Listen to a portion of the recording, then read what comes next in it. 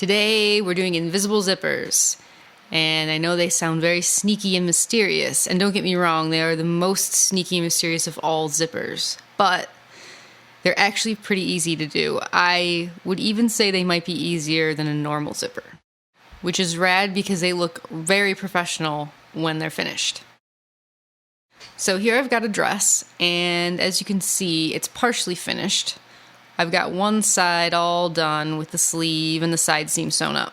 But the other side, I've left the shoulder seam and the side seam unsewn. So I'm going to be putting the zipper in the side seam of a dress, but you could use this same technique to do a zipper in the center back of a dress, top, skirt, pretty much whatever. All of those would actually probably be easier than putting it in the side seam of a dress with sleeves, but this dress doesn't have a center back seam, so it goes in the side. And here's our zipper, and as you can see, if you flip it over, you can only see the teeth from the back side of the zipper, not from the front, which is sort of the whole point of the invisible zipper. So the first step is to press the zipper. So we're going to unzip it, and then flip it to the back side so you can actually see the teeth. Now you know I hate ironing, but this step is pretty important and one of the few things I will actually break my iron out for, so make sure you press the zipper. Here's a close-up of the left side, which has already been pressed, and the right side, which hasn't. And you can see that on the left side, the teeth are sort of unfolded. We want to do that to both sides of the zipper when we're pressing. So here we have the side seam of my dress, which I've finished with a serged stitch. You could do pinking shears or a zigzag stitch. It really depends on the fabric you're using. And we have our freshly pressed zipper. And starting at the top, I'm going to pin the face of the zipper to the right side of the fabric, and by right, you know I mean right and wrong, not right and left. So the outside of your garment. And in terms of placement, you want your zipper teeth to line up right along the seam line. Now let's talk zipper feet. Most, if not all, invisible zipper packages will say that you have to use their special invisible zipper foot. That, my friends, is a bunch of hoo-ha. This here is my favorite kind of zipper foot. As you can see, it has two little notches on either side of the foot, which is for the needle.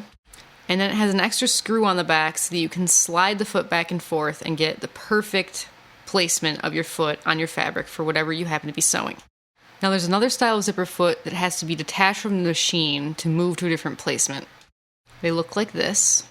I don't like this style for a variety of reasons, but the main being that, as you can see, the base of the foot is quite a bit wider than where the needle sits, which means you can't stitch very close to the teeth. So this style of foot would not work well or perhaps at all with an invisible zipper. So go ahead and pick up one of these bad boys. You will thank me. You should easily be able to find one that fits your style of machine. And as a bonus, they work really well for things like piping, which the other style of foot sucks at. So now that we've got everything pinned and ready, we can sew the first side of our zipper to our dress. Backstitch at the top of the zipper and then sew on. Here's a close-up to show you how close I'm stitching to the teeth, and as you can see, it's really, really close. You almost want to aim for the needle to be touching just that edge of the teeth, but not going through them, obviously. So you're going to stitch the zipper right along the teeth, and then you're going to stop when the presser foot hits the zipper pull. Backstitch, and then you're done with this side. So before we pin the other side of the zipper tape to the other side of the dress, I want to mark the seam lines on the zipper tape. And that way, when it's all sewn together and zipped up, my seam lines will be sure to match. So once we have the zipper tape marked, we're going to pin it to the other side of the dress. Again, right side of the zipper tape to the right side of the fabric. And just make sure you have those markings on the tape lined up with the seams of the dress. And again, we're ready to sew. Backstitch at the top. Keep sewing right along the zipper teeth. And then when the presser foot hits the zipper stop, backstitch again. So now we've got our zipper sewn to the dress, but of course the bottom of our seam is not finished at all. So right now the zipper's open and we want to close it. And I'm going to turn the dress right side out just so you can get a quick peek at our awesome handiwork.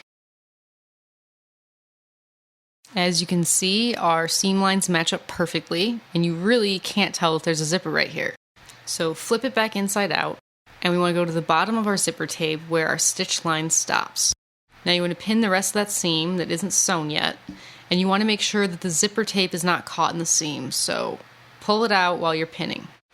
You'll almost need to fold the zipper tape in half to get it out of the way right and to be able to line that seam up.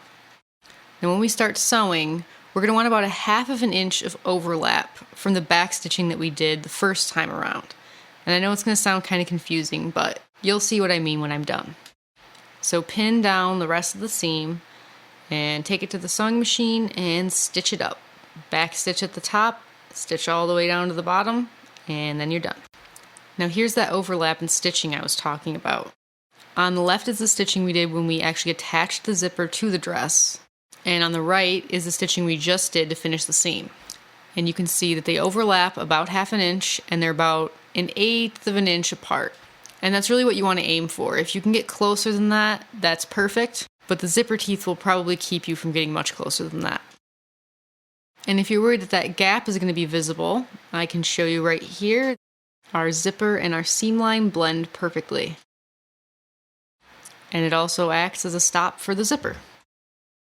Okay, we're back inside out, and we're going to finish the top pretty much exactly the way you finished the bottom.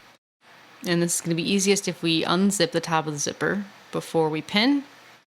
We're going to overlap our original stitch line again by about 1/2 inch, and with as small a gap as possible, probably about 1/8 inch. And here we are after we've done our sewing. And now it's time to admire our handiwork. If you kind of pull the fabric apart with your hands, you can actually see the zipper underneath.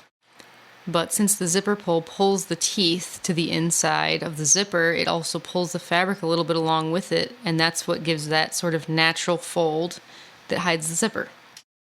Magic, but easy magic. So now you've mastered the invisible zipper.